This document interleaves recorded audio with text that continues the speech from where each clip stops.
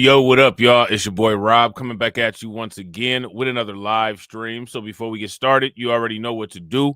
If you're not subscribed to the channel, make sure you hit the bell icon twice. Smash the like button, share this video out to all of your followers, and let's get it cracking, all right? So shout out to everybody who's in the building early. It's good to see each and every one of you. If you guys can hear me, please give me a thumbs up or radiation emoji in the chat. If you cannot hear me or see clearly, please give me a thumbs down or an angry face while you guys are doing that. I'm going to shout out everybody who's in the building early, all right? Shout out to Brooklyn Queen. What's good with it, Brooklyn Queen? Shout out to Miss Nisi. What's good with it, Miss Nisi? And shout out to my man, AB Promotions. What's good with it, bro? All right, so we're going to run through this, all right? You know what I'm saying? We ain't really going to do all the formalities because I ain't really got time for all that. So y'all about to get a couple videos, couple articles that I'm about to do. All right, so the first thing that we're going to do is we're going to talk about what has been going on with Mexican gangs and drug cartels. All right. Now, you already know the question. You know what I'm saying? What's the answer? You already know the question. What's the answer? Let's go. Warning for people traveling back and forth from Mexico. Officials say cartel members near Brownsville have been placing explosives along the roadway. The News 4 I-Team's Jordan Elder found out who they're targeting and why officials in both countries are urging you to be careful. Don't touch, don't move, don't manipulate. Residents in Tamaulipas, which is across the border from Brownsville, woke up to a concerning message. Cartels are placing explosives like these along the roads. Now, let me ask you this question. If cartels are doing stuff like this, do you think that it's appropriate to have the military involved? If you do, give me a thumbs up. If you don't, give me a thumbs down. If you don't do a thumbs up or a thumbs down, nobody can figure out what's on your mind by osmosis. That might be why people don't do that, but we'll see. My advice would be, if you see something that looks like a bomb or see something that looks, like it might be harmful or you don't know what it is, don't touch it. Don't go near it. Go the opposite direction. Let somebody know that it's there. It's a shame that those are images I thought I left behind in the combat zone in Iraq and Afghanistan. And now I never in a million years really thought that we would be seeing that so close to home. Patricia Driscoll grew up along the border, later serving as a military contractor. People who are from there, we don't think of our Mexican border as a war zone, and we don't want to. She says this message is alarming for people in border cities who cross back and forth every day. People thinking, well, I'm just commuting to work. I'm just commuting to see my family. And now I have to worry about terrorist-like devices. So is using the military overkill? Because there's a lot of people who are jumping and crying and moaning and flipping and flopping and upset because of this quote-unquote military involvement, National Guard and all of this stuff going down to the border. Let me ask you guys this question. If you see a bomb outside of your car, are you capable of getting rid of it, disarming it, and making sure that it doesn't hurt anybody around? If you are, good for you. You're probably not representative of the rest of the population. So me personally, you can say what you want. I would rather have qualified individuals making sure that we're driving along bomb-free streets. But I don't know. You know what I'm saying? It's 2024 and people are weird. So I don't know. This is a 24-hour command center that we have here in the border on the U.S. side. Security experts like Jorge Luis Cisneros are watching these threats closely. His company provides protection for companies in the U.S. and Mexico. The cartels are fighting each other, but they're not looking to hurt Americans or any travelers that are foreigners. Some are still worried this could be retaliation or a warning. President Trump signing an executive order this week designating drug cartels as foreign terrorist organizations. I'm not Right. Facts. You see it, bro. You see it. sure that it changes their behaviors anymore, but it is definitely time for them to see that the United States is not going to allow it to continue business as usual. Long-term violence could have big impacts on the economies of both countries. Millions and millions of dollars that are coming back and forth, and we have to protect the people that are involved or working there. Congressman Tony Gonzalez represents several of those border cities. He tells us action is being taken to curtail cartel activity. Quote, Mexico needs to play a vital role in this, and current interactions between the United States and Mexico's government officials are rooted in improving safety and security initiatives across the board. So far, there haven't been major threats in cities like El Paso, Eagle Pass, or Del Rio, but as tensions rise, officials are urging travelers to be careful. Jordan Elder, News 4 San Antonio. They need to take one person by one person and investigate it. And if they are bad, then take them out. But most of them, they are good people. That was one of the people who took part in a protest on the South Side earlier this evening. They say they aren't happy with the Trump mass deportations of undocumented immigrants. Why do you think those people are unhappy? Let me know in the comment section. Shout out to everybody watching. If you guys haven't smashed the like button, please do me a favor. Take a moment, smash the like button. Also, if you guys haven't hit the bell, please take a moment, hit the bell, subscribe to the channel. Also, please share this stream to your social media. All right. This is what White House border czar Tom Homan told ABC News this morning. It's not okay to violate laws of this country. We have millions of people standing in line, taking the test, doing their background investigation, paying the fees that want to come in the right way. ICE agents are now able to enter churches and schools to arrest migrants who are suspected of being in the country illegally. That is causing uproar from some locals. News 4 San Antonio's Phil Sterling has more on how they're responding to the news. The San Fernando Cathedral, like many other churches around the nation, is filled with people on a Sunday afternoon. But now they could see federal arrests take place in their place of worship. That's causing people like Alberto Riz to feel uneasy. I thought the church was sacred, So it's funny because the way that this dude thought that the church was sacred, he didn't think that there was any laws that he had to abide by or, people need to abide by either. You know what I mean? Like, it's kind of weird, and it's kind of interesting, the logic that's being used. It's just kind of weird. Churches used to be considered sensitive areas during the Biden administration, but since President Trump retook the Oval Office, that has changed. Ruse says he understands the country needs to protect it. What do you all think about this? I don't think that anybody really thinks about the logic behind any of this, or how to actually fight any of this, or how to actually deal with any of this. I don't think anybody thinks on those levels. Maybe a few people, not a majority. It's just really weird. It's just really weird. Its borders, but also feel sorry for those looking for a better life. It seems like every 4 years we have something that changes. A Department of Homeland Security spokesperson. Yeah, we do have something that changes every 4 years. There's a lot of stuff that happens every 4 years. There's a presidential election every 4 years. February has 29 days every 4 years. Bitcoin halves every 4 years. Things change every 4 years. Yes. If you want to go even deeper into it, things change every moment of every day. That's a crazy concept, but believe it or not, it happens. Believe it or not, it happens. Released a statement saying criminals will no longer be able to use America's schools or churches to avoid arrest. They say the Trump administration. Now, I want to ask you guys this question, and it'd be nice to get some answers, right? Where are criminal safe zones for other criminals that commit other kinds of crimes? Where are criminal safe zones for other criminals that commit crimes. Are there any? Do they exist? If you're a drug dealer and you just need a little time away from the hustle and bustle of the fast money and the street life, are you able to go hide in a pharmacy as a safe space so that you can't be touched momentarily while you take a breather from your illegal enterprise? Is that a thing? Somebody let me know. Won't tie law enforcement's hands and trusts them to use common sense. In an interview with ABC, Shout out to Jesse. What's good with it, bro? Tom Homan says this is nothing new. Name another agency, another law enforcement agency that has those type of requirements that they can't walk into a school or doctor's office or on a medical campus.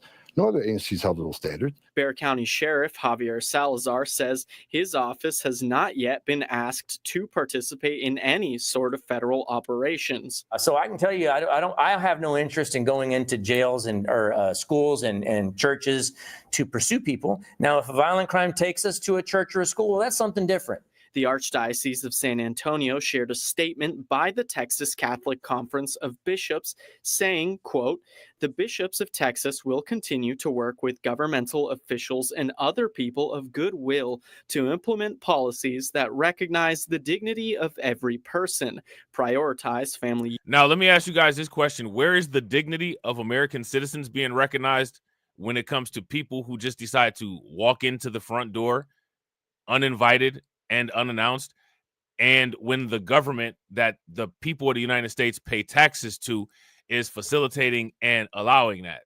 Where's the dignity there? I want you guys to pay attention to how, when it comes to a lot of this and a lot of this discussion, it seems to be a one-way street. If you notice that, give me a thumbs up. If you don't notice that, give me a thumbs down. Shout out to Black Spider. What's good with it, Black Spider? Unity and address the root cause of forced migration while respecting the right and responsibility of our country to secure its. Whoa.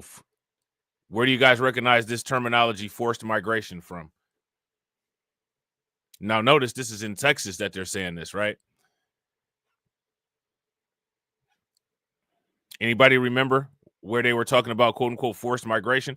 First and foremost, let's just ask this question. This migrant crisis, this undocumented situation, is this forced migration? First, let's tackle that question. All right. Second question, where did we hear this, quote unquote, term forced migration before? Yeah. Shout out to AB Promotions, slavery. So here's my question. What are people doing about that? Because this is incorrect terminology. And as you guys can see, all of this is a result of allowance of inappropriate terminology. So people see how inappropriate terminology can be a minor thing in the present and can cause huge issues in the future. Now that people know that, what should people do as far as dealing with this inappropriate terminology? Borders, regulate immigration in an orderly process, shout out to Cameron. What's good with it, bro? The rule of law, and keep its communities safe and peaceful.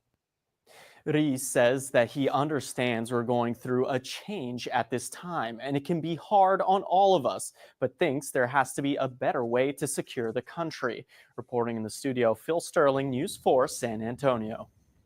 All right, thanks, Phil, for that information. Governor Greg Abbott is reacting to the deportations tonight. He posted a few hours ago on X saying, quote, Texas Department of Public Safety troopers and special agents are deployed to assist President Trump's Homeland Security investigations in removing Shout out to everybody watching. I appreciate you guys. If you all have not smashed the like button yet, please do me a favor. Take a moment, hit that like button. Also, if you haven't hit the bell, please take a moment, hit the bell, and also please share the stream to your social media. We're on the 50% ratio, which is not good. We're not on the 1-to-1 ratio. We got 12 people watching. Shout out to you guys, and we got 6 likes. We need another 6 people to smash the like button, and let's try to get the likes at least to 20. Undocumented immigrants. He also said DPS shout out to Sybil, shout out to Crew. What's good with it? In the coming days. A U.S. Senate investigation of a migrant child's death in 2023 finds poor health care at border facilities. According to the Texas Tribune, the 8-year-old Panamanian girl had sickle cell anemia and heart disease.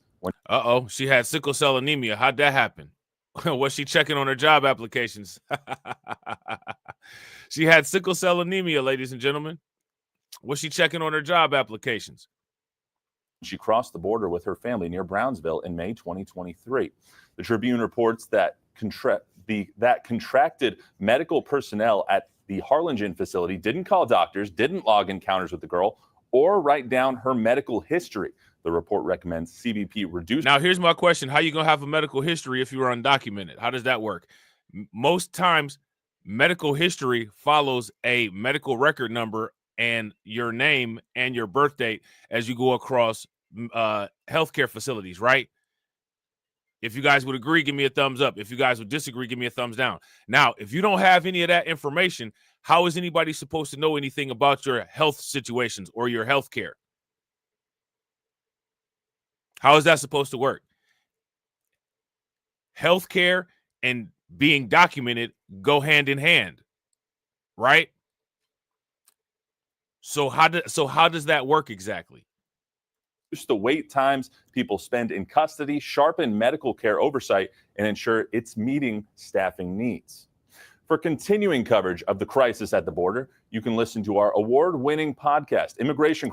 So, yeah, that's the end of that, right? So it's interesting, right? It was a crisis at the border, right? And it was a crisis at the border that was causing a lot of stress and strain on the United States. It was causing a lot of stress and strain on the resources at the border, causing a lot of stress and strain when the people who run those states, like Greg Abbott, send the people to the blue areas where people vote in Democrats to allow for situations like that to happen, right? That was a crisis. Now it's a crisis on people fearing the consequence of breaking the law. But what's interesting is that it's not being framed in that way. And again, all these people that have all of these media outlets, you got to ask the question why the discussion is not being had in those terms, because that's what's going on. That's exactly what's happening. And there we have, frankly, no margin of error because of our margins in the House, which is why we're here together to try to come up with how we can get a very ambitious agenda done in a very short order, a quick timeline. I'm confident we'll get it done because we have a president who is a no nonsense, not willing to accept not getting things done. And I think you have a mandate from the American people. But again, our margins are very, very slim. And these are complex, difficult issues, but I'm actually very confident that we'll get it done. I share my colleagues' views that this conference is really going to be about what we're going to do with reconciliation, keeping the president's promises, keeping our promises, demonstrating to the American people that we can indeed govern. We do have very slight. Now, I have a question for everybody, and hopefully we get time. We may or we may not. Depends on how things go, right? How many people heard about the fact that Colombia decided to go back on the resistance that they were giving, and now they're going to accept the flights with the migrants on them? How many people heard about that? If you guys heard about that, give me a thumbs up. If you guys didn't, give me a thumbs down. So what ended up happening was there were tariffs that were threatened against Colombia if they didn't accept these flights of migrants. At first, the Colombian government said, we're not accepting the flight of migrants. Now they're accepting the flights of migrants. My question is, what made them do it? Did they just have a sudden change of heart? Were they worried about the economic consequences of the tariffs? Do they want to cooperate with the United States? What's the motivation? Majorities. And so people ask me, well, what's the difference between this Congress and the last Congress when we also had the majority in the House? Is that we have President Trump. And President Trump wants his agenda passed. We want to pass President Trump's agenda because it's good for America. And we have to put our differences aside and not stop thinking about. Now, see, here's the only issue, right? Here's the only issue. This is an instance where tariffs were successful, right? The tariffs were successful in changing resistance. Now, when the tariffs occur and the countries don't bend as easily as Colombia, right? When they don't bend as easy as Colombia, they're going to cause issues. They're going to cause issues that people will feel in their pockets. And what will happen is the same people who were happy and cheered on the tariffs against Colombia will be upset when they feel the backlash of countries that stand up to the tariffs at the gas pump or at the grocery store. So what we need to do is we need to get on an even keel and not have two feelings about tariffs, and on a square basis, uniformly across the board, figure out how do people feel about tariffs as a method of motivation for compliance. Because what will happen is, in this instance, everybody will cheer them on. And then in the next instance, nobody will know what they are. And everybody said that it was a bad idea. And this is what everybody warned everybody about.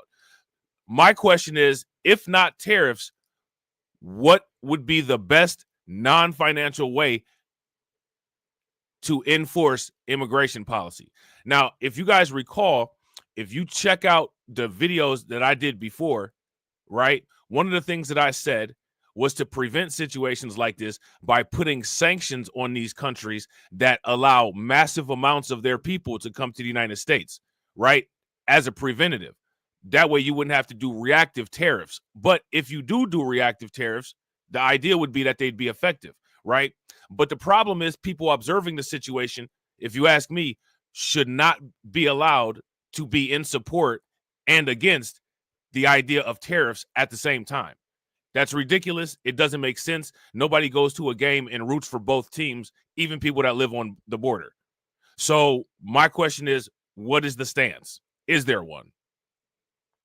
Ourselves and start thinking about the country as a whole. And on the reconciliation package, I am sure there are going to be some things in that package that I may not like personally, but on the whole, the package is going to be good for America, and we need to move it forward. And so we need to extend the Trump tax cuts. If not, we're going to have the largest tax increase in American history. We have to secure our border. We have to make America energy dominant. We have to stop this unnecessary regulation that's holding America and Americans back in our economy, and a whole slew of other things that we need to tackle in that reconciliation. And so I know that that's the purpose of why we're here, why the president is here, why our speaker is here. Shout out to TD. TD said, Rob always want to go live when I'm live. I'm tired of this ish. It's up. We got beef now. That's straight up Midwest. It's up. We about to squab. You know what I'm saying? We about to squab, bro. Unite us and get us rowing in the same direction. Can you both weigh in on what's going on right now, the immigration sweeps? We have, in the last day, reported on a couple of people who have been convicted criminals who have been taken into custody. Both of them have been convicted and living here for at least 20 years. So again, my question is, what is people's positions on tariffs? Because again, while the tariffs are working on Colombia, they will be cheered on. When people feel them at the gas pump and when people feel them at the grocery store, the same people who cheered them on when Colombia accepted the flight will be outraged that they have to pay extra money for gas. Shout out to Unsunken One. What's good with it, bro? They'll be upset. So again, right, if you take a position, when you take the position with the good that comes from it, and you take the position with the bad that comes from it. You don't get to continue to switch sides. You don't get to do that. Switching sides is one of the main reasons that people had such an issue with Kamala Harris. But then as you see, when it comes to most of these issues, in one instance, you'll see people cheering on. Yes, this Trump did this tariff did this tariff did that. Then in the next instant, you were warned about tariffs. Where are people standing today on this issue? And again, my thing is, if people have an issue with the tariffs, what is the way that people expect immigration to be enforced? Me personally, what I would like to see is an efficient court system that actually accepts applications, processes people, law enforcement that does its job identifying, vetting people, and getting rid of the right people efficiently at the border. That would be the ideal situation, right? But when you have other entities that are involved, non-government organizations, American businesses that hire these people, if you ask me, the same type of tariffs that get put on these foreign countries, they need to get put on American companies who own these businesses, who incentivize these people to come here. But again, for some reason, it's not being discussed in that way. I'm trying to figure out two things. The first thing that I'm trying to figure out is why it's not being discussed in that way. And the second thing that I'm trying to figure out is why the people interested in the discussion are not pushing and moving the discussion in that direction if this is something that people are indeed invested in. Some people have invested in this with their votes. Some people have invested this with watch hours of content that they've paid attention to, social media posts that they've made.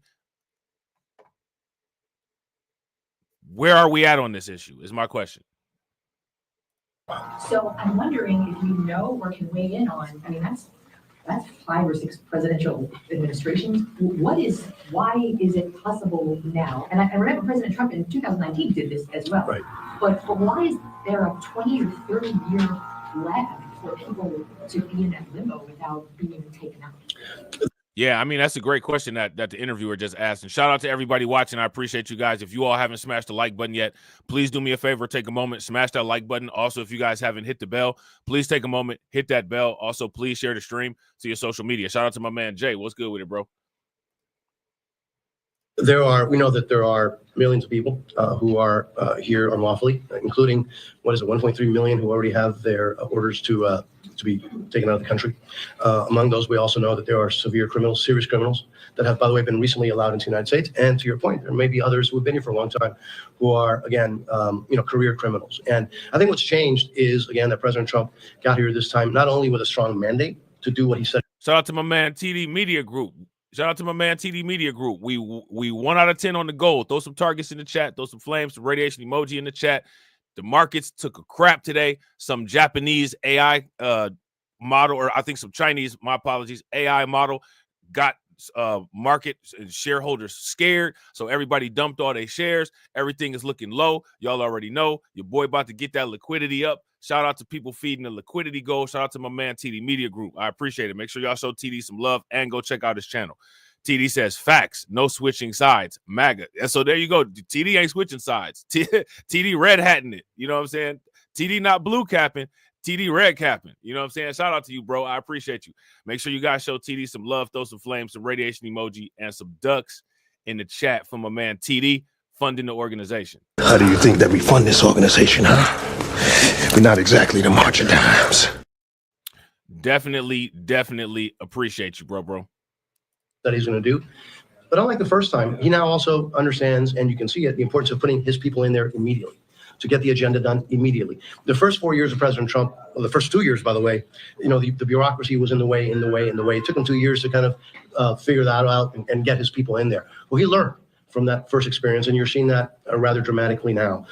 He's taking more aggressive steps as far as putting people in, getting people out of the way that are obstacles to the America First agenda. The America First agenda is safety, prosperity, and so I think experience. As far as that America First agenda goes, man, I can't say it enough. The prosperity goal is out there. That prosperity goal is out there, man. You could get yourself a nice Christmas this year if you want to. You know what I'm saying? The prosperity opportunities is out there. It's what people decide to do with them. You know what I'm saying? Is part of that. This like, is a like today, you could buy $15,000 at the end of the year for probably like a good $250 today. It's all about if you choose to do it or not. Now, here's the question, right? Am I lying? If I'm lying, put a clown face in the chat for me. Call me a clown to my face. If I'm not lying, throw some flames in the chat. President who, again, he was in the White House for 4 years, learned how to do things, how to get things done. And he's using that experience in a very effective way in just now 1 week in office. I have a different take on it. I think that that actually the disastrous policies of the last 4 years of President Biden have actually put a spotlight on immigration and the immigration problem here in the United States. And frankly, the American people have said, okay, enough. And so if there is a deportation order, if we are indeed a country of laws, then we need to follow our laws. And so ICE is doing the job it's supposed to be doing, which is once you have a deportation order, then you're supposed to carry out that deportation order. Now, in my druthers, I'd rather actually have those that are more recent go first. But also all depends on the nature of the crime and the crime that you. So look, we mark it. Shout out to Brooklyn Queen. I was about to say it's only Sybil and Brooklyn Queen. So shout out to Brooklyn Queen and Sybil, right? To people who watch this on the replay. On the replay, it is 1/27 of 2025. Check every single market in the United States. Check every single market. Take the S&P 500. Take the NASDAQ. Any market that you want, gold, silver, crypto, real estate. What I'm saying is that a $250 investment today more than likely will buy you $15,000 by the end of the year. 2 people believe me. 2 people believe me. you committed while you were here. And so I don't have the details of that. But again, all this talk and this problem with immigration came about because of the last 4 years of the Biden administration and their total lack of following law and their wide open policy, doors wide open policy of anybody can enter the United States. And that was a huge factor in President Trump winning the presidency. And also it was his promise. So the things that he's doing are the things he said he was going to do. Unlike many politicians who tell you, promise you the moon and give you nothing, this president is actually carrying out on his promises. And that's what. So again, we got to ask the question about the campaign promises. So far, right, in these first couple of days, has Trump made it seem like he's delivering on what he ran on? Now, unfortunately, many people only pay attention to the immigration aspect of Trump, right? Now, people who pay attention to other aspects of Trump, would you say that he's delivering? Hey, listen, I didn't vote for Trump, right? But I benefit from some of the things that Trump advocates for and that he claims to be with, right? Now, I'm going to tell you that. I'm going to tell you like this. The part of the sector of things that I'm in line with, that Trump agrees with, Trump verbally made more promises to the group of people that I'm a part of that he has not delivered on, that still have improved a lot of things in that area. And he's delivered more on immigration than he has for us. And the people that benefit from immigration, a large amount of them didn't vote for Trump.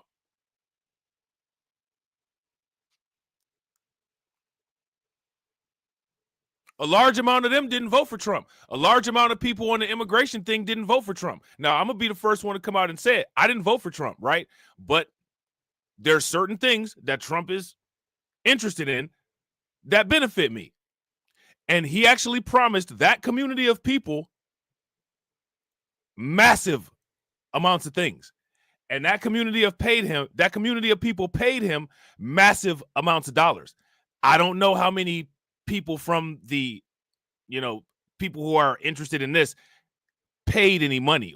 I don't know how many people even paid with any votes, but this is getting serviced more than the sector that I'm in that actually paid millions and billions of dollars and is still paying millions and billions of dollars. So if you ask me,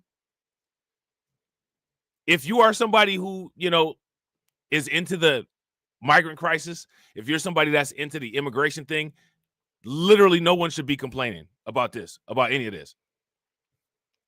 If you guys would agree, give me a thumbs up. If you guys would disagree, give me a thumbs down. Because this encompasses a large group of people that didn't even vote for Trump. And they're getting, this is the priority. This is getting serviced. This is on the news.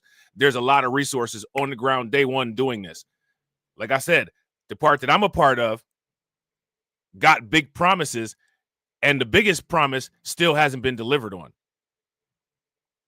Now, we got some things, right? But the big one, we didn't get. You guys getting the big one out the gate, and a lot didn't even vote for him and still complaining, but happy about this.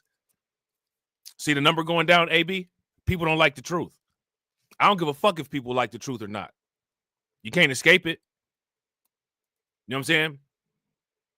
You can't escape it. Why we're here too, because there's a lot of promises that are going to take Congress's congressional action in order to implement, and he wants to make sure that he gets that accomplished. And frankly, most of us ran on that same platform.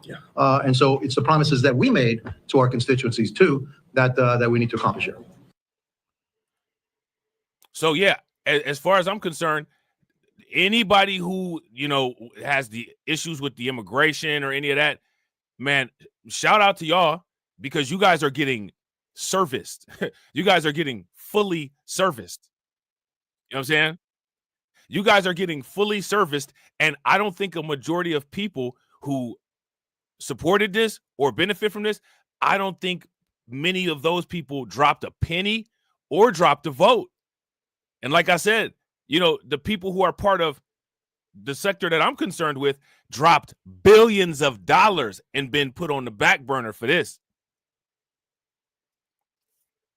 You know what I'm saying?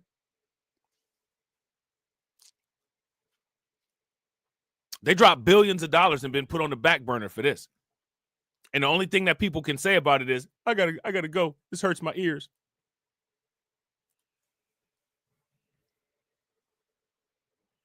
I want to know what people think about that.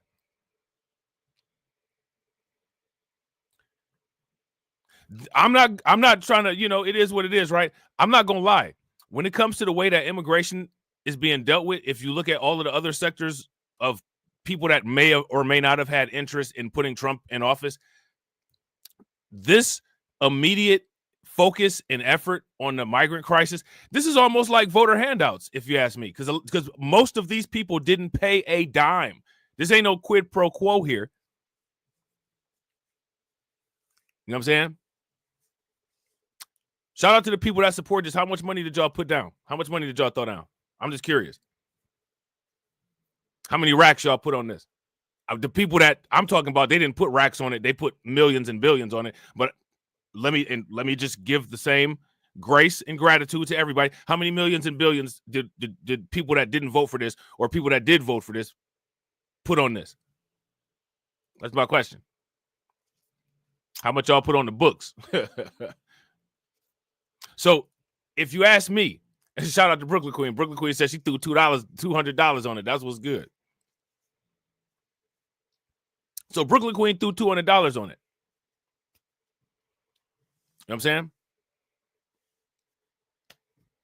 So anybody who has an issue with immigration, the way that it's being dealt with, and if this is what you want, if you're for, the mass deportations, if you're for, getting these countries to stop allowing a lot of their population to come here illegally, Trump is doing it, and he's doing it for y'all at a discount. He's doing it for free.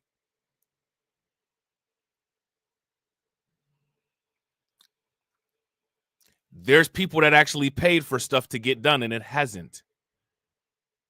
Now, some things have gotten done, but the major stuff hasn't. So I want to know what people think about that.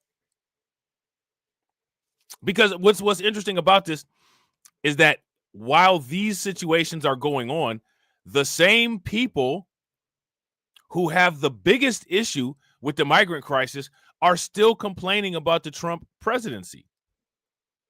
And this is why I was talking about these couch conservatives. What's up with the couch conservatives? I don't understand this.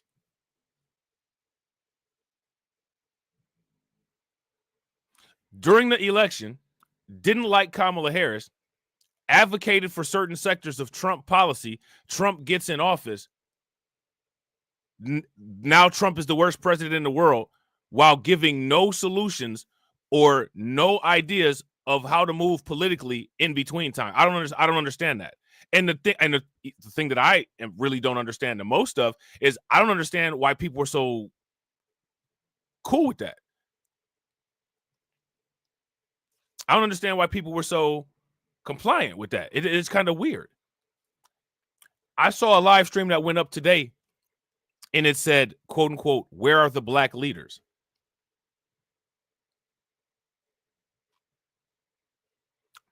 Me personally, I don't know.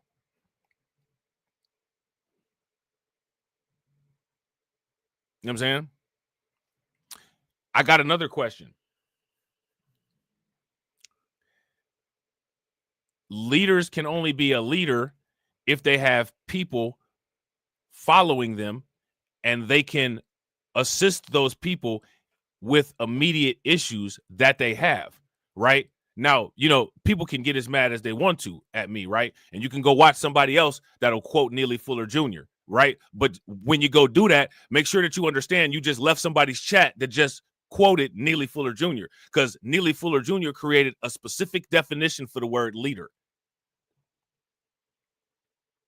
So when people ask, quote unquote, where the leaders are, my advice to people would be don't listen to somebody that quotes Neely Fuller Jr. Go listen to what Neely Fuller Jr. actually said about leadership and then scan the environment and find somebody who fits that definition and then come back to the table with your assessment findings. That would be my advice. Because again, I fail to see the clear stance on this. I fail to see the clear stance on this. My question for everybody is, what is the clear stance on this? People who support this right, should have had a plan of when this starts, how to immediately fill any vacancy and opportunity that's there. Or at the very least, you may not be able to guarantee that you will fulfill it, but you can be optimally competitive for it so that you can fulfill it if a competition situation is there, right? Now, here, I've been asking this question, what have people been doing to do that? Are there massive and record amounts of people applying for jobs at ICE? Are there massive and record amounts of people applying for grants and tax benefits and business loans and different things like that? What is going on here? All of the resources that people said were being routed to migrants, where is the line of people applying and competing for those resources? Where is it at? Where is it happening at? Where can someone direct me to these people so that I can interview them, so I can ask them, is the likelihood of you getting these benefits increasing since the Trump administration, or is all of this smoke and mirrors and this hasn't occurred yet? You're still having the same issues. Where are these people at?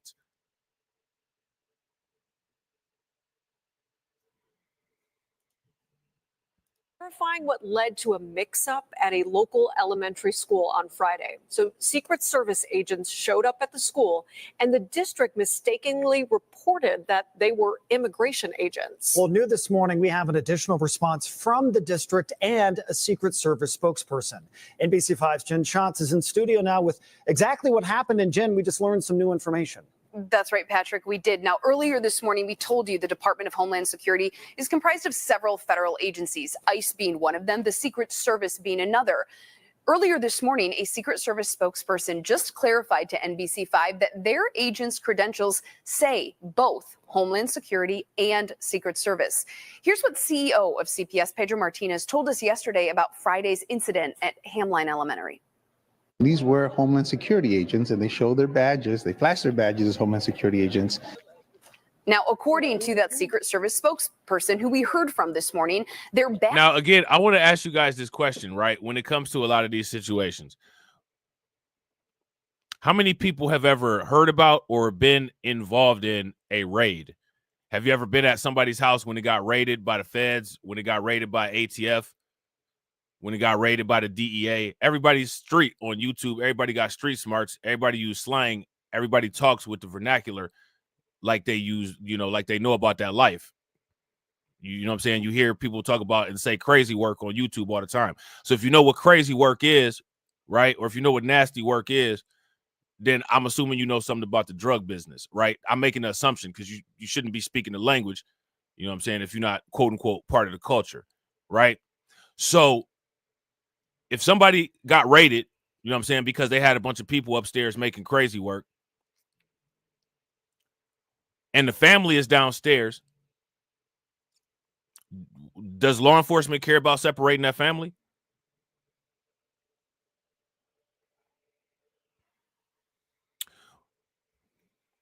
What about if you got a trap set up in your car and you on I-95 and you get pulled over by the DEA and they happen to take the hubcaps or the bumper off your vehicle and you got your kids back there?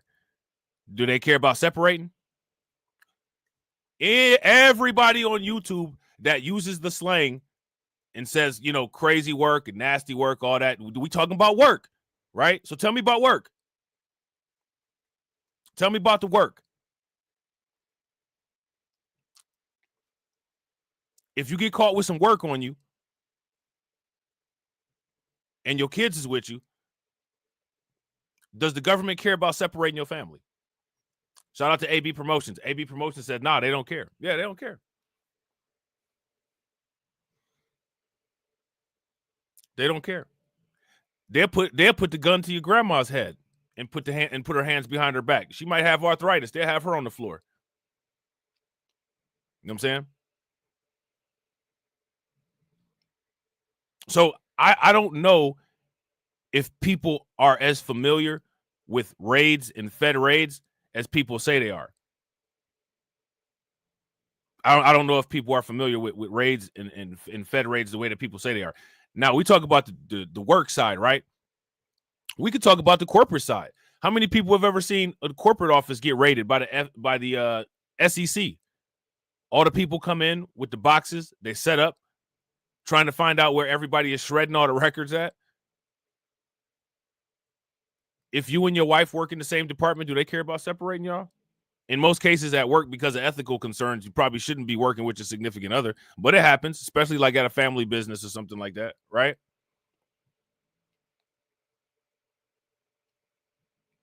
So again, the question is, why do these people get specific protection? Why do they get specific protection? Why is there expected protection? Yeah, facts. Shout out to AB. AB says they tearing up the house for drugs and guns. Facts. Looking through your phone, looking through your car, cutting your couch all up, pulling out the plywood, tearing the pictures off the wall, trying to see if it's a safe back there. The way that everybody uses this slang and terminology, I'd expected people to be more versed on that. Badges only say United States Secret Service. Agents do not carry credentials which only say Homeland Security. Based on that, it should be clear which agency they represent. However, the staff member who spoke with them, according to Martinez, genuinely believed she was speaking with ICE agents. According to the Secret Service. Yeah, facts. Shout out to Cameron. Cameron said, I saw a raid.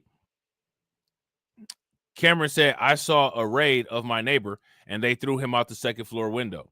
I also saw a raid at Gladys Knight's restaurant here in Atlanta. And yeah, and I guarantee you at that raid, until they figured out who it was that they were trying to get, they didn't let nobody leave. They had everybody secured. For the most part, everybody was a prisoner until they got what they needed to get. And then they started deciding who decided to leave versus who didn't. A bunch of people walking around in jackets, a bunch of people walking around in masks. They really moving a little bit different than the police. Yeah. Yeah. If you get stuck in a raid, you're going to be there all day. And you might mess around and end up in jail, even if you ain't do nothing. And when they get done figuring everything out, then they'll let you out. Know what I'm saying? Their agents identified themselves to the school principal and left business cards. She clearly felt that it was an ICE agent. She really felt that, and she was sincere. By the way, we don't have any.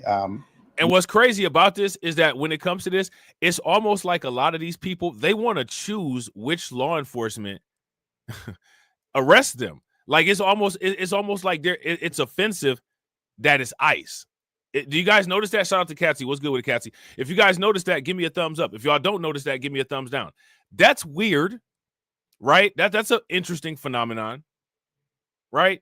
It's almost like they want to pick and choose who's doing the arresting versus who's not. And the reason why they want to do that is because they want to limit the jurisdictional boundaries so that there can be as much wiggle room for these people to get away with things as possible, right?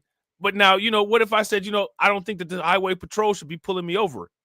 Nobody cares. I don't think that the sheriff should be pulling me over. Nobody cares. I don't think that the police, if I don't live in that city, should pull me over. Nobody cares. I don't think that I don't think that undocumented, I don't think that the Border Patrol should be showing up, sequestering undocumented criminals. Well, that's kind of offensive. You know what I'm saying? They need to have a church lady come in and check them out. Really? Very, very interesting logic. And again, what I find the most concerning is that people are not framing the discussions in those ways. It's very hard to get around those points, right? But they're not being utilized. We don't have any confirmed evidence that there was any cards left. I'm not saying that they didn't, but we just don't have any confirmed evidence. We've checked that. We just don't.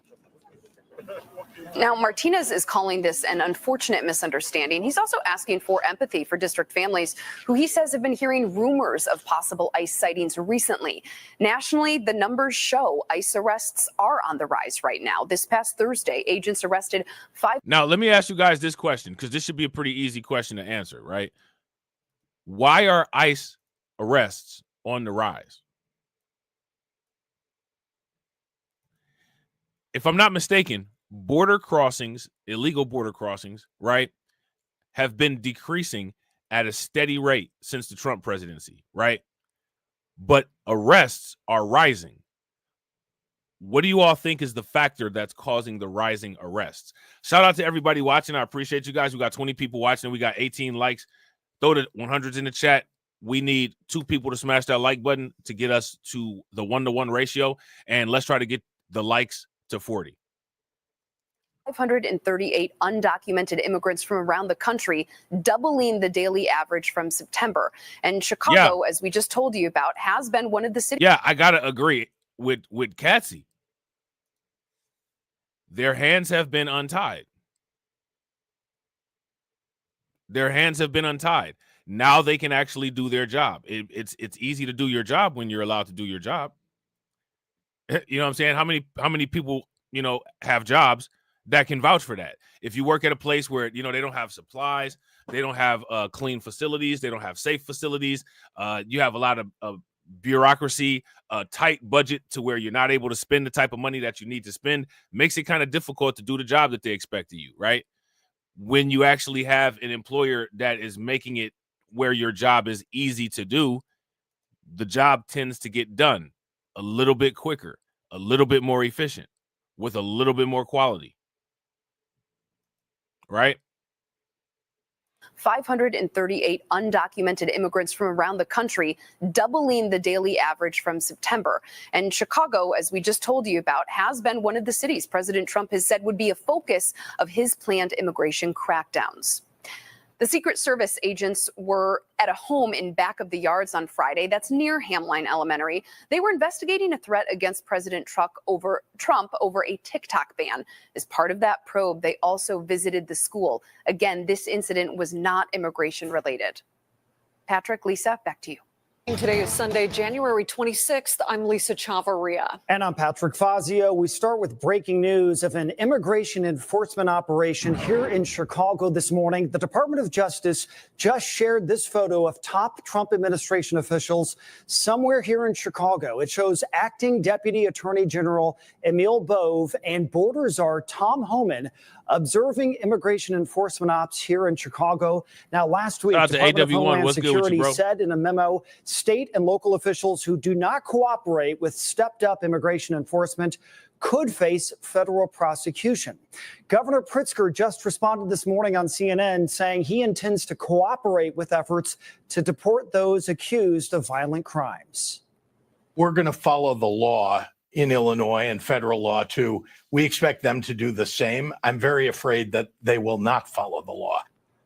Governor Pritzker also says he will enforce Illinois' sanctuary state laws that set limits on cooperation between local law enforcement and federal ICE agents. And nationally, the numbers show ICE arrests are on the rise. This past Thursday, agents arrested 538 undocumented immigrants across the country. That's double the daily average from September. And Chicago has been one of the cities President Trump has said would be a focus of his planned immigration crackdowns.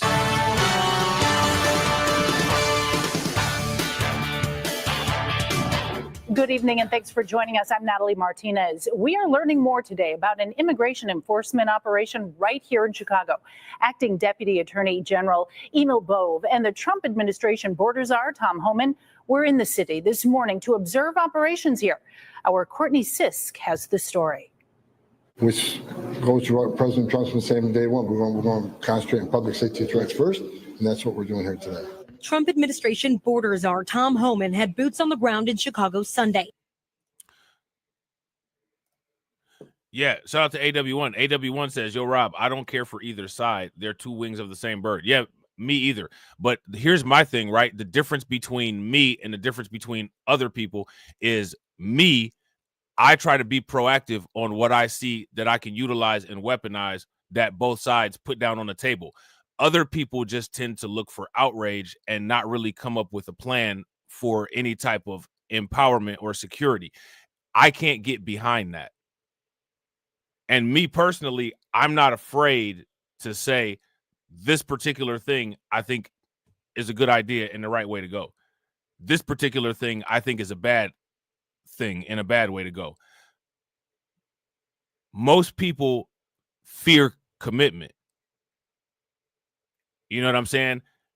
To me, if you ask me, when it comes to most things are binary. And in most cases, both things aren't the best thing. Right? We could say that about our arms. Our arms are two wings on the same human, right? Whatever your dominant arm is, it does all the work. The other arm, for the most part, is just kind of a waste of flesh and blood and oxygen. I mean, like, if you're right-handed, in most cases, what do you really use your left hand for? So, just cut it off, right? You know what I mean?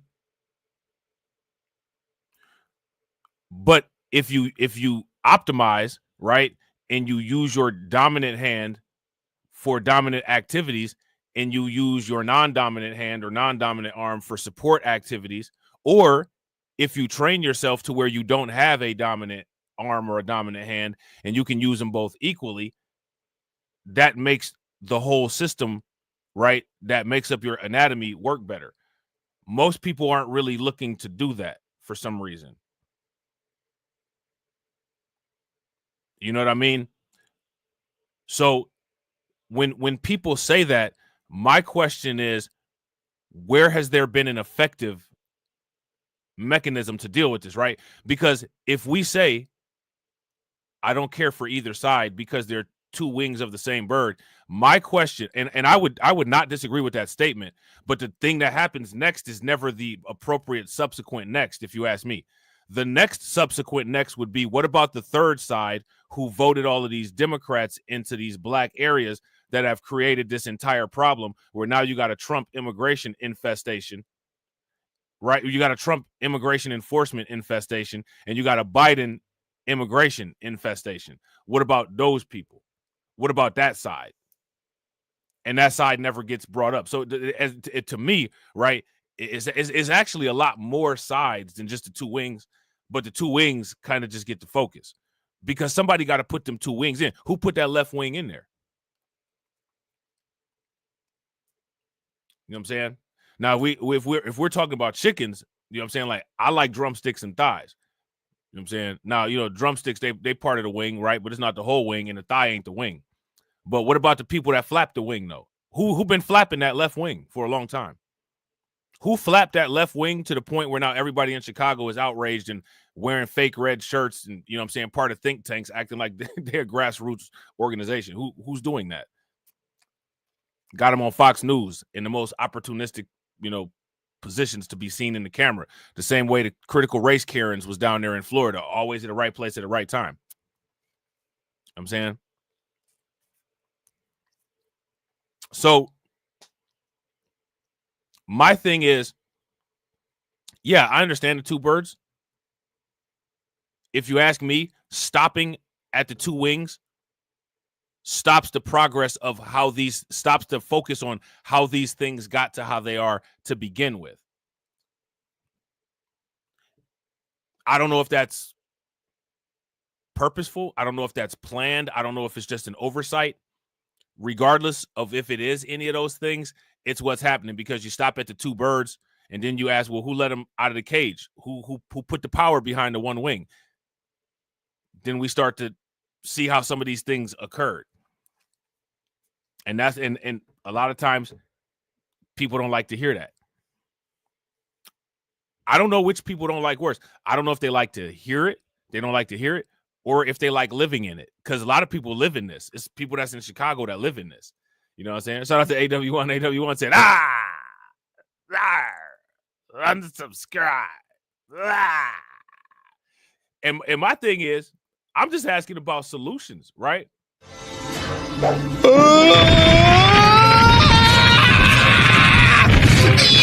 cheated! I'm going to tell you! I'm just asking about solutions. My thing is, when people say two birds, the two wings of the same bird, right? Shout out to Lunch. What's good with it, bro? One thing that does is that also says, well, you've signed on to the fact that these people that control these two wings are making plans for you, and you have no way to accept or reject the plans that these people are making. I don't think that people should accept or reject plans that anyone other than themselves makes for themselves. I think that people should have full custody and full control over their life and circumstances. You know what I'm saying? I don't think that anybody should leave it to somebody else to seal their fate. I don't think that that's the best course of action for anybody, because how can anybody have your best interest in mind other than you? You know what I'm saying? So I think, me personally, I think that people should focus on their best interest. I appreciate you, bro. You know I appreciate you, bro. Me personally, the reason why I'll be asking these questions is because I'd actually like to. I'm a task-oriented person.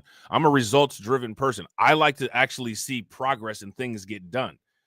You know, if there's a checklist or something like I'm one of those people that I like looking at the check boxes get checked off till there's no check boxes, right?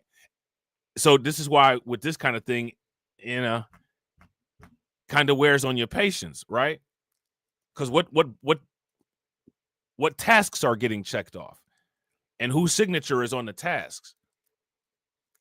You know what I mean? That's one I like that Target thing that they put on YouTube. It's pretty. It's cool. You can actually have a visual of progress towards a goal. Like I like that. I don't really know what the checklist looks like. You know what I'm saying? I don't know what the bullet points are. And I'm under the impression that there's not bullet points and there's not a checklist, so that there can never be a definitive of what was done versus what was not done. There's not an accounting so that they can say that items were not there or were not taken away. You know what I'm saying? And I don't know if that's the best thing. Shout out to Lewis. What's good with it? I don't know if that's the best thing. You know what I'm saying? And shout out to everybody watching. I appreciate you guys. If you all haven't smashed the like button yet, please do me a favor. Take a moment, smash that like button. Also, if you guys haven't hit the bell, please take a moment, hit that bell, and also please share the stream to your social media. So this is why I keep asking the question. Okay, all this is getting done, right? There's been the most. I'm not saying that at all, bro. I'm not saying that at all. And I'm not saying that you're the only person that says that. A lot of people say that. Me personally, I always think, what's the next move? I'm a what's the next move person. And when I see there's kind of a terminal point, I start to get concerned. Okay, there's still stuff we got to do. That's like if we get an instruction, right? Like if we buy something from the store and it takes instructions to put it together, and there's 10 steps, and we get to step 4, and everybody's like, all right, man, like, this is what's up, man. Like, we right here, we did it. You know what I'm saying? I'm gonna be the person that's like not celebrating, like, yo, we got like 6 more steps, right? I don't know why y'all celebrating. Let's get this done. You know what I'm saying? Let's get it together, and then we'll celebrate or whatever, right? That ain't. It seems to me that's not a standardized, normalized thing across the board. I'm finding that a lot of things with me are more personal things, and it's not standardized or normalized things, which is interesting. You know what I'm saying? It's real interesting. Overseeing an immigration enforcement operation in the area. There's a lot of targets, a lot of teams out there looking. I can tell you, last time I looked at the board, I think we got 6 people with serious sex offenders. We got at least 2 or 3 TDA members, gang members, 2 illegal aliens that were convicted of murder, homicide, and aggravated sexual battery, aggravated assault. So some bad guys. He says there will likely be collateral arrests because of Chicago's sanctuary city policies. In a sanctuary city, if we can't get the bad guy in jail. Now, shout out to AB Promotions, because those are the type of arrests that AB Promotions likes. You know what I'm saying? If it's one way to get AB Promotions attention, all you got to do is talk about some collateral arrests. Man, my man Fomosaki is right there on the scene. You know what I'm saying? My man Fomosaki right there on the scene for them collateral arrests. Yeah, we're going to go to the community and find them, what you're doing today. Shout out to my man U-Law. What's good with you, bro? If you're with others or here illegally, they're going to. Governor J.B. Pritzker weighed in on CNN Sunday morning on how Illinois will handle and cooperate with ICE operations. Well, let me start by being clear that when we're talking about violent criminals who've been convicted and who are undocumented, we don't want them in our state. We want them out of the country. We hope they do get deported. And if that's who. So if that's the case, again, and I asked this yesterday in the stream that we did where we were talking about this, if JB Pritzker is being honest when he says this, right? Because this is the second isolated time that we've seen him say this. I haven't seen this interview with Dana Bash yet. If I find it, if I come across the timeline, we'll check it out, right? But why is he's doing the two reality thing too. He's doing the two realities thing too. He wants that. He has an issue with it, or he doesn't have an issue with it. But at the same time, he's going to stop them or not cooperate with them doing it. It doesn't make any sense to me. They're picking up. We're all for it. We also have a law in the books in Illinois that says that our local law enforcement will stand up for those law-abiding, undocumented people in our state who are doing the right thing. Multiple agencies joined in on the operation this weekend in Chicago, including the DEA, FBI, and U.S. Marshals, to assist the Department of Homeland Security in their immigration enforcement efforts. Even TV personality Dr. Phil joined the team. This one that we're working on starting in just a few hours. Now, how many people have saw this Dr. Phil thing? We're going to talk about the Dr. Phil thing in a minute. You know what I'm saying? Shout out to my man, DC Precise. What's good with it, bro? DC Precise says, task 1, check your shape up. Task 2, catfish nuggets with a glass of whole milk. Task number 3, send 1 Bitcoin to this address. Hey, I like that. I like that task list. You know what I'm saying? I like that task list. I don't think you're going to get that Bitcoin, though. You know what I'm saying? But everything else, you know what I'm saying? Yeah, run it. If you can run that 1 Bitcoin for sure, run that 1 Bitcoin. You know what I'm saying? Is to get these bad actors off the street, these known violent criminals out of the community. How could anybody disagree with that? It's unclear if any additional enforcement actions will happen Sunday night. According to ICE statistics, the agency made 286 arrests across the country on Saturday and nearly 600 arrests the day before. In Woodlawn, Courtney Sisk, NBC 5 News. And coming up on NBC Nightly News, NBC's Gabe Gutierrez has more from his one-on-one interview with border czar Tom Homan. That's coming up right after this at 5:30. Meanwhile, Colombia has rejected U.S. military flights carrying migrants. 2 military aircraft carrying about... All right, so before we finish that, right, we got to talk about this, and we got to show this headline real quick. All right. Shout out to AV and shout out to Black Spider. Y'all got me dying laughing. Y'all got me dead. Now, all right, you guys see the date on this. This is 1/27 of 2025. White House. Colombia has agreed to accept illegal migrants returned from the United States. All right. So as you guys can see, the tone changed very quick. Right. So again, why did the tone change so quickly? In a turn of events, the White House said on Monday that Colombia has agreed to all of President Trump's terms, all of them. They hit him with the monolith. They got that 1-to-1 ratio. Trump got that 1-to-1 ratio. He got him to agree with all. You know what I'm saying? He got him to agree with an indiscriminate amount of demands. All right. So it says additional takeaways. We don't need to look at that. Let me see. Hold on. Yes, yeah, that's really about it. That's all they say. This is an update. Colombia has agreed to accept illegal migrants. It's pretty simple. In a turn of events, the White House said on Monday that Colombia has agreed to all of President Trump's terms, including unrestricted acceptance of all illegal aliens from Colombia returned from the United States. So they're going to take their people back. I wonder if they're going to make their people great. You think when y'all think when they take them back, they're going to make their people great?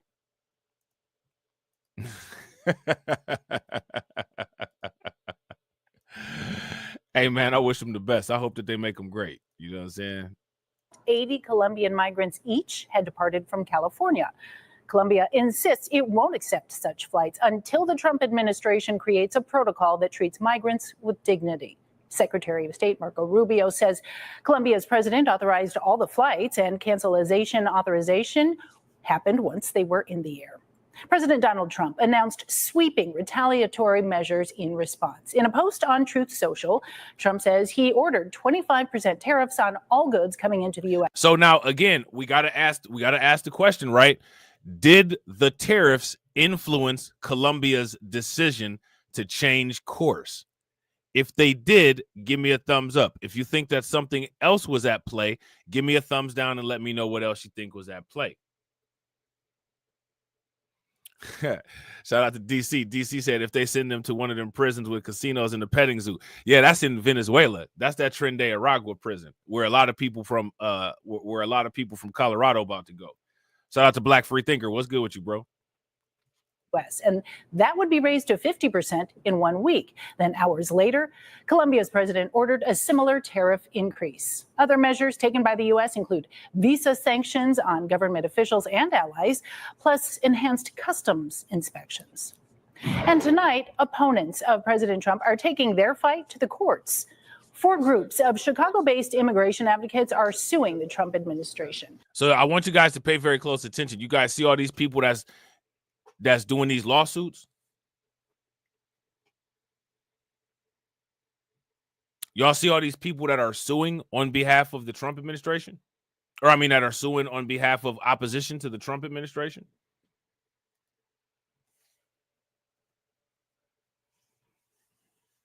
That costs money.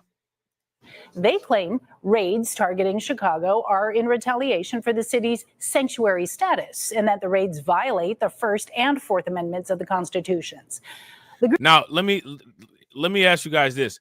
There's more sanctuary cities. Now, I want to ask this question. The raids that are going on in New York City, the raids that are going on elsewhere, are those in retaliation because of sanctuary city status? Only the raids in Chicago are retaliatory because of sanctuary city status. We're supposed to believe that? Because there's other sanctuary cities. How many of those other sanctuary cities have dealt with raids? Let me ask you this question. Do the other sanctuary cities have $1 billion budget? Groups filed the lawsuit yesterday ahead of today's ICE operations. We have a rich history here of organizing. So we sued Just Futures Law on behalf of 4 organizations here based in Chicago who have been working to make Chicago a welcoming city, and feel like these raids are a direct attack to the organizing and the political advocacy they've been doing to keep immigrant communities safe. And the advocacy groups are now requesting an emergency federal court hearing.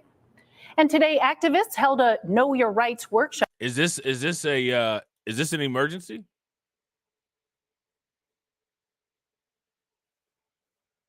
If this constitutes as your idea of an emergency, give me a thumbs up. If this is not an emergency, what's going on here? They're saying it's an emergency, but is it one? In Woodlawn to explain immigrant rights and protections and how to engage with law enforcement, the undocumented community. Who's holding the crowbar? Who's holding the crowbar, y'all? The activists held a no. Who holding the crowbar? It's in the form of a microphone this time. Who's holding the crowbar, ladies and gentlemen? Your Rights workshop in Woodlawn to explain immigrant rights and protections. Who that there? Who that is? Who that is? Who that there? Who that there that's trying to steal my flow? After this time, I bet you won't know more. Who that is? Somebody tell me who that is. Hey, boy. What your name is, boy? Who that there? Who that is?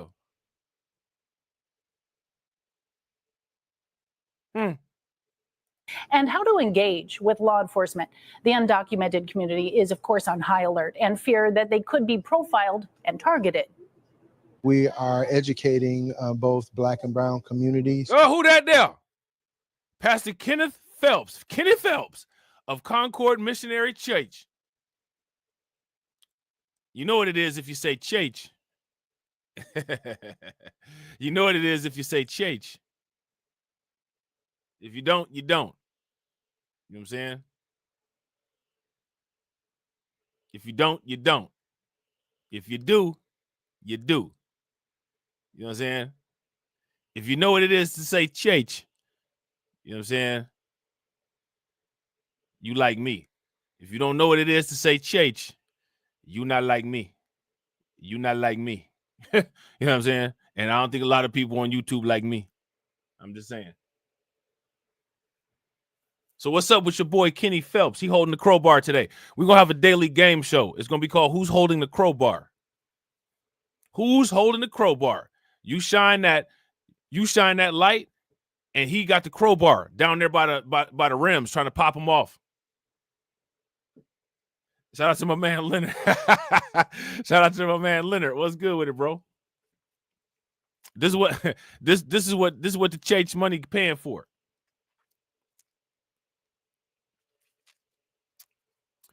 My man got the brush down without the waves. You know what I'm saying? It's always kind of got to be paying attention to that. When people be having that slick down and the slick down don't have no waves, I don't know. I don't know what you're trying to sell. Both in English and in Spanish regarding their rights. It's just you don't speak Spanish, bro. He don't speak Spanish. Do he speak Spanish? You don't know what them people saying at this event that you've organized, at this crowbarring that you facilitated. The crowbarring, you know what I'm saying? It's vitally important that they know their rights, and it's also vitally important that they not provoke law enforcement agencies to do any harm. Today's event. Now, hey, listen, man. Listen. Hey, let me ask y'all this. Y'all think them people that he advocating for gonna come and have his back when he needs something advocated for, or they gonna leave him out for the dust, and then when he on the ground and can't move, they're gonna go up in his pockets and bounce? I don't know what's wrong with people, man, but that's who's holding the crowbar today, ladies and gentlemen. That's who's holding the crowbar today.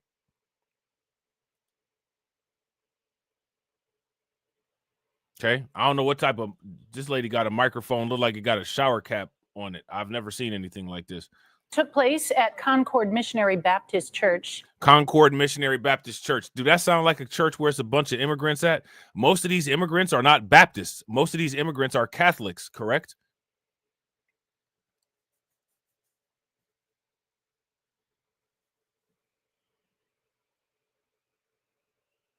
But they'll be Baptist for a day. That's like, you know what I'm saying, girl, you ever had some black in you? You want some? That type of thing. I'll be a Baptist for a day. Like 50 Cent said, I'll tell you, I'll tell you whatever you want to hear. You know what I'm saying? I'll tell you whatever you want to hear. You going to worship my God today? Bet.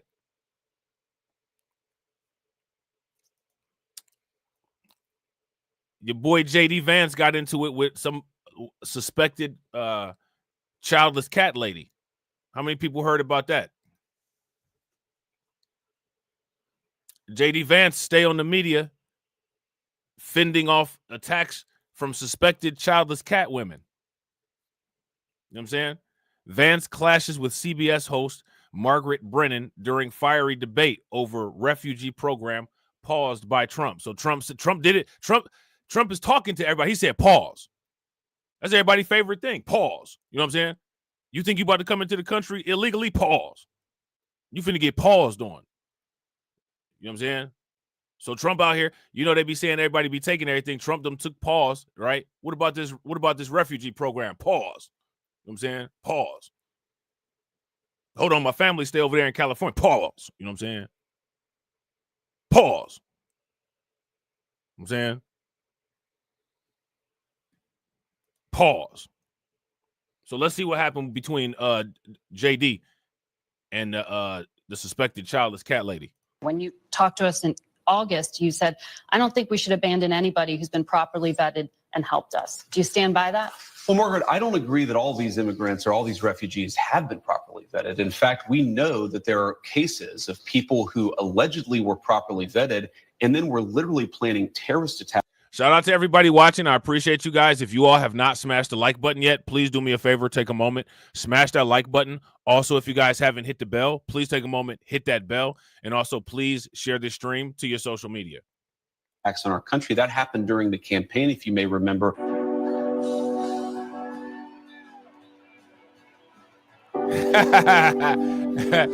Hey, AW1 said, "Yo, Rob, I'm guessing that you don't use the word pause.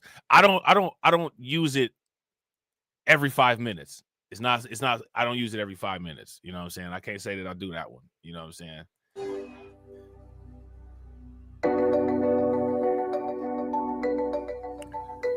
So yeah, we don't need to look at the rest of that. I think we got to the gist of it, right?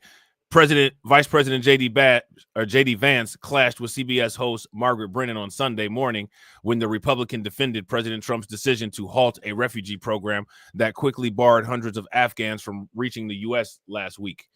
Vance tore into Brennan during a sit-down interview on Face the Nation. So let me see if they got this. Oh yeah, look at this. No, they just got the transcript. They don't have the actual video posted. Let me see. Yeah, I thought they had a quick access to the video. Yeah, we're gonna have to find that. So yo, if y'all see the video, if y'all part of the Discord, throw the video in the Discord. Let me see. Hold on. Actually, wait a minute. Let me see if they got it. Is this it right here? Because we can watch this at some point. Ain't gonna be today. Ain't gonna be today. We can definitely watch. Oh yeah, they got it. Yeah. So yeah, we check this out. How many of y'all want to watch this? If y'all want to watch this, give me a thumbs up. If y'all don't, give me a thumbs down. Yeah, we watch it. That's what y'all trying to do. If y'all want to watch it, let me know. Arguing that vetting process refugees currently undergo is not enough, and that his primary concern as the vice president is to look after American people. Brennan asked whether Afghan refugees, including some who worked with the U.S. government, should be allowed to enter the country, and pointed out Vance said last year he doesn't think the country should abandon anyone who's been properly vetted and helped the United States. Well, that's a two-part thing, right? He talking about vetting and properly help the United States. It's a lot of times with undercovers or spies that help you do something just to get in, but they might not have been properly vetted, so you don't know if that person is appropriate to be around the sensitivity of information or materials that they may be around. So, you know, that's a two-part question with a two-part answer, right? If you guys would agree, give me a thumbs up. If you disagree, give me a thumbs down. So now here it says, but Vance was quick to insist that he doesn't think that all the refugees have been vetted the right way.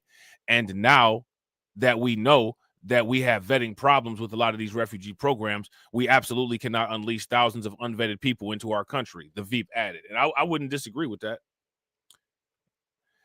After further prodding by Brennan, Vance shot back, citing an Afghan national who was arrested after allegedly planning a terrorist attack on Election Day last November. The suspect, Nazir Ahmad Tawhidi, was living in Oklahoma City on a special immigration visa when he was allowed in after Biden's administration's sloppy withdrawal from Afghanistan in 2021.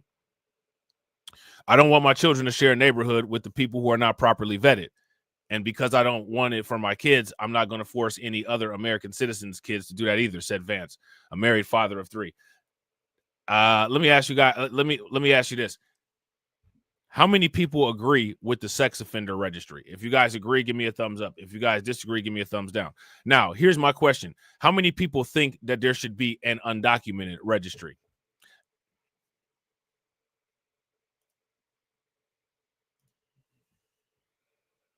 I don't think that there's many people that oppose the idea of a sex offender registry, right? Now, how would you know if an undocumented person is or isn't a sex offender where they're coming from? So if you ask me, at the bare minimum, the registration of undocumented people as far as vetting should put the minimum precautions of the maximum offense that a person could do to protect people and make people aware that this could be a potential threat. I mean, to me, if you don't know any information, then you have to assess all possible possibilities. I don't really know why any benefit of any doubt would be given until, you know, particular things have been established, right? Which would be whatever the protocols might be for vetting, which hopefully they would be thorough and complete. You know what I'm saying? So now here it says Brennan replied, it wasn't clear if Tawhidi was recognized after he arrived in the U.S. or while he was still in the Middle East, arguing it was a very particular case. All right. I don't really care, Margaret Vance answered. I don't want that person in my country, and I think most Americans agree with me. Tawhidi didn't arrive in the U.S. through a refugee program, but through a humanitarian parole program, and was allowed to stay temporarily while applying for resident status and while planning an attack, right? Officials said last year. Trump last week suspended America's refugee resettlement program, an action that was initially expected to take effect on Monday. But travel plans were also subsequently canceled for refugees already greenlit to enter the country, potentially before the order started. Excuse me. Among those whose plans were put on pause were more than 1,600 Afghans who helped the U.S. during its war in the Middle Eastern country, the Associated Press reported. The refugee program has allowed hundreds of thousands of people fleeing war and persecutions across the globe to reach the United States. All right. Now, let me ask you guys this question. How do you all feel about this? We're going to take a look at this interview next time and see exactly what the exchange was, right? And we got some more stuff that we're going to talk about next time, too. We're going to take a look at that Dr. Phil. We're going to take a look at that Dr. Phil right along. You know what I'm saying? Shout out to my man, TD. You know what I'm saying? We made 1 out of 10 on the goal. I definitely appreciate you, bro. Make sure you guys show TD some love. Shout out to the green team. Make sure you guys show the green team some love. They always supporting the channel. Shout out to the Patreons. Definitely appreciate the Patreon members. Always supporting the channel. Shout out to everybody. AW1, Brooklyn Queen, AB Promotions, DC Precise, everybody that regularly contributes. Shout out to Black Spider. You know what I'm saying? Definitely appreciate y'all. I will see y'all tomorrow. Shout out to my man Cameron. I will see you all tomorrow. Shout out to Crew Reality Lunch. You law been around forever. Appreciate y'all. All right. I'll see y'all tomorrow, probably around the same time. And as always, ladies and gentlemen.